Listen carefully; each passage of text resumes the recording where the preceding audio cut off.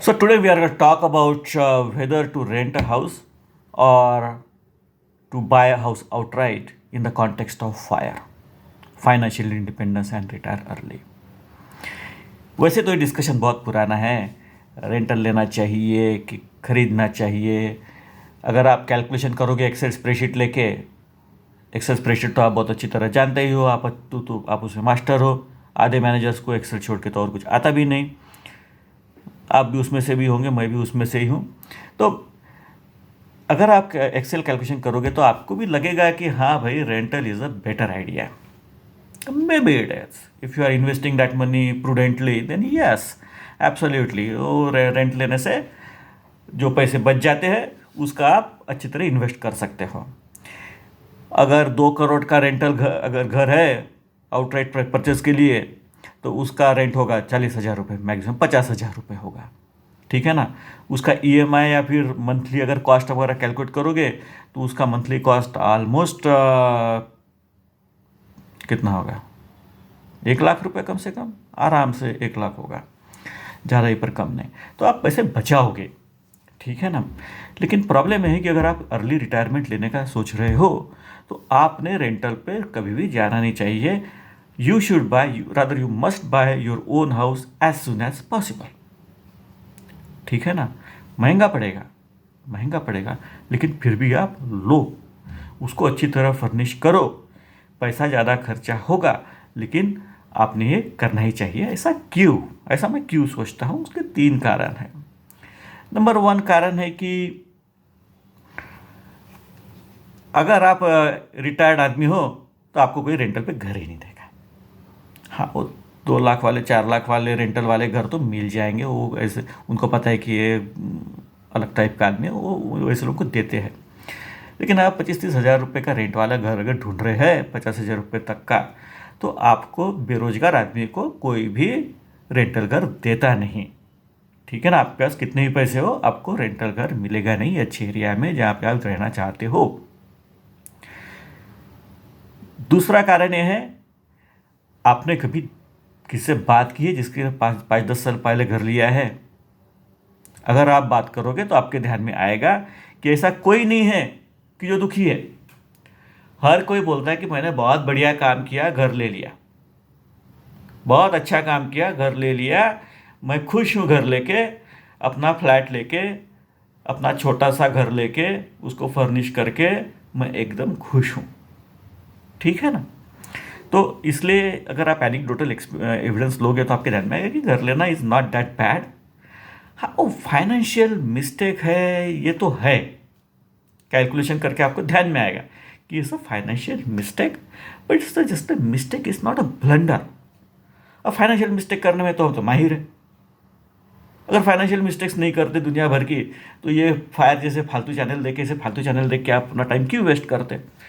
तो financial mistake करने में आपका हाथ कोई पकड़ नहीं सकता। आप करते रहोगे, गलत जगह इन्वेस्ट करोगे, फिक्स डिपॉजिट में आधी ज़िंदगी आपने पैसे रखे होंगे, जो पैसे बढ़े नहीं कभी, इन्फ्लेशन को बीट नहीं किया उसने, लेकिन आपको हिम्मत नहीं हुई इक्विटी में डालने की। आपने इक्विटी में जब डाला होगा तब वो डूब गए होंगे। आपके नसीब में फाइनेंशियल मिस्टेक्स तो लिखी हुई है। ज़्यादा ही होशियारी करके आपने कहीं और फार्म हाउस प्लॉट भी ले लिया होगा, आपने क्लब महिंद्रा जैसे टाइम शेयर वाले भी ले लिए होंगे। तो financial mistakes are integral part of people like us. ठीक है ना। We are not extremely financial savvy, otherwise हमारे पास करोड़ों रुपए रहते हैं, हम क्यों ऐसे फालतू वीडियो देख के और फालतू बातें कर रहे, टाइम वेस्ट करते? तो don't worry about financial mistakes, it's not a financial blunder. ठीक है ना। फाइनेंशियल ब्लंडर नहीं है। फाइनेंशियल ब्लंडर क्या है आपके हिसाब से? शादी करना, बच्चे पैदा करना। शादी और बच्चे, these are the biggest drain on your finances. ठीक है ना। Those are financial blunders. If you look at from pure statistical, mathematical, arithmetical point of view, you will realize the biggest blunder, financial blunders are those two. ठीक है ना। बाकी सब तो mistakes है, माइनर मिस्टेक्स है। You have to live with it and you have to buy your own house. तीसरा है कि क्या होता है कि जब तुम रिटायर हो जाते हो और जब तुम्हारा कैश फ्लो बंद हो जाता है, तो तुम्हें ये मंथली कैश आउटगो आपको देखा नहीं जाएगा, आपसे देखा नहीं जाएगा कि आपने 10 लाख रुपए साल के निकाले हुए, 8-10 लाख जो भी निकाले हुए कि भाई मेरे को 3-4% से खर्चा करना है, इसमें मेरे को जीना है, उसमें से 25,000 रुपये 30,000 रुपये पर मंथ जाते रहेंगे, वो आपसे देखा नहीं जाएगा। ठीक है ना। You want to minimize your cash out go at any cost, you have to minimize your cash out go. ठीक है ना। और दूसरी बात है कि रिटायर आदमी को आप ध्यान में रखो, अब अगर आप रिटायर हुए ना तो आपको मन ही मन में महीने में 2-4 बार तो लगेगा ही कि मैं दुनिया का सबसे चूतिया तो नहीं बोलना चाहिए लेकिन मूर्ख आदमी हूँ कि मैंने ये कर दिया। ठीक है ना। क्योंकि आदमी का दिमाग है ना वो ज़्यादा सोचता ही है, उसको लगता है, वो self doubt is a human tendency. आप कुछ भी करो आपको लगेगा कि मैंने गलती तो नहीं कर दी यार, अब मैं, और आप घर में बैठे बैठे तो तुम्हारे विचार बहुत ज़्यादा ही आएंगे। इसलिए आपको चाहिए कि you have to show yourself some achievements, and one of the achievement is well furnished house. ठीक है ना। मैथमेटिकली में भी रॉन्ग, लेकिन साइकोलॉजिकल इम्पैक्ट बहुत ज़्यादा है। इसलिए क्योंकि आपने देखा होगा हिस्टोरिकली हजारों साल से चलते आ रहा है, बड़े सक्सेसफुल लोग बड़े मकान में बड़े सुंदर घर में रहते हैं, गरीब आदमी झोपड़ी में रहता है। जिस ज़माने में इस देश में जगह ही जगह थी, उस ज़माने में भी गरीब लोग एक झोपड़ी में जाके रहते थे, और बड़े आदमी थे वो 10,000 फुट के घर में रहते थे, वाड़ों में, क्या उनके महलों में, महल तो नहीं बोल सकते ऐसे, इसमें रहते थे बड़े घर में। तो जगह का बात नहीं है, जगह कितनी महंगी सस्ती हो, गरीब आदमी का है कि वो छोटे घर में और नॉट सो गुड लुकिंग घर में रहेगा, बड़ा आदमी सुंदर घर में रहेगा। सुंदरता की कल्पनाएं हर समय चेंज होती रहेंगी, वो तो बात अलग है। लेकिन for your mental peace you must do all the things that are considered as trappings of the successful person. This is what you makes you feel successful. You may not be, but it makes you feel successful. One of them is having a good house, having a good car, buy a good car. Okay, don't think कि तो मैं retire हूँ, मेरे को तो कहीं जाना नहीं है इसलिए मैं भाई ऊबर या ऑटो से चले जाऊँगा। बात सही है, फाइनेंशियल सेंस है, लेकिन वो तुम्हें बात अंदर से अंदर खाई जाएगी कि मैं साला गरीबी में जी रहा हूँ। ठीक है ना। ये वन टाइम परचेसेस है, कर लो, ये आपको ज़िंदगी भर साथ देंगी। ठीक है ना। और आजकल के इसमें तो घर भी लिक्विड है, ऐसा नहीं, इससे लिक्विड एसेट, अगर आप मर भी गए तो भी ऐसा नहीं कि वो घर आपके साथ पड़ा रहेगा, उसे बेच के भी आपके बच्चे इनकैश कर देंगे।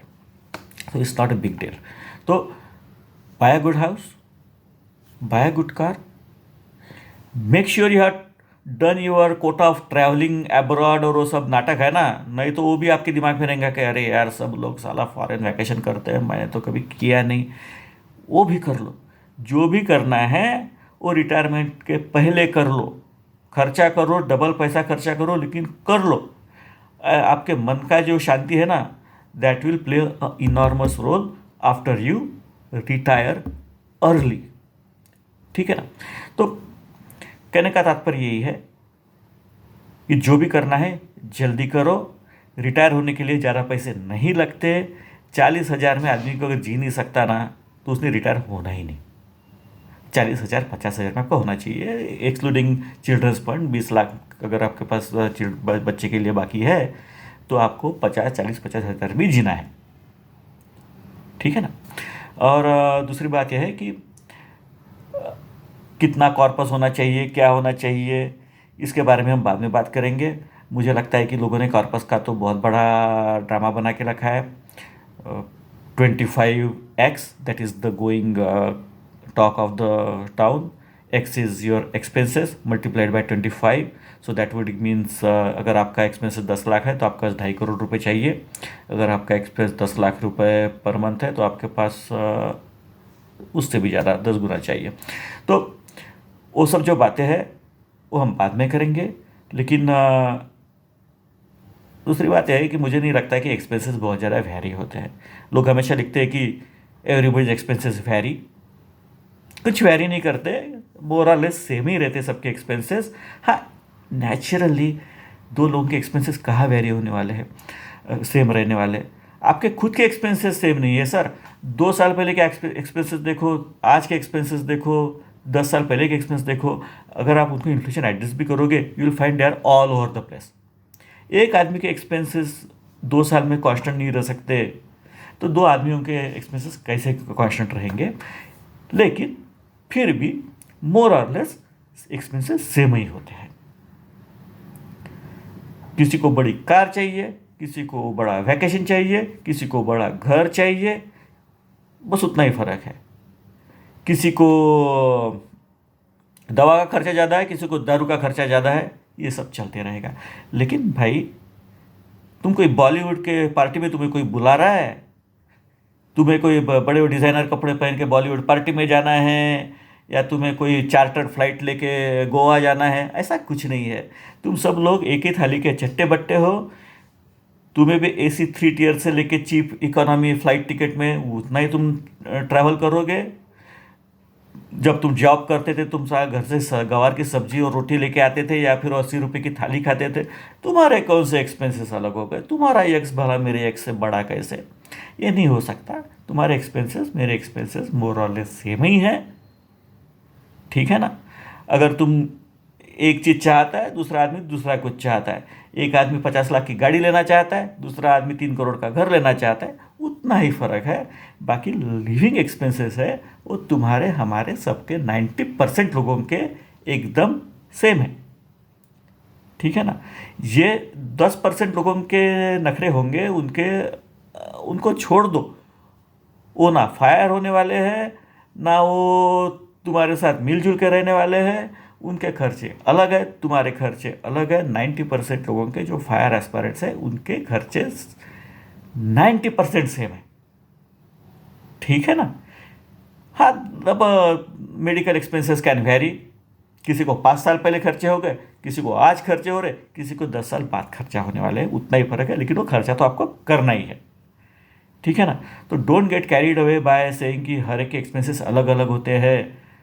हमको भी बच्चों को पढ़ाना है, आपको भी बच्चों को पढ़ाना है। अगर बच्चे ने बोला कि मेरे को अमेरिका जाके MS करना है, तो हम कुछ ना कुछ करके उसका भी जुगाड़ करने की तैयारी करते हैं, कर्जा भी निकाल सकते हैं।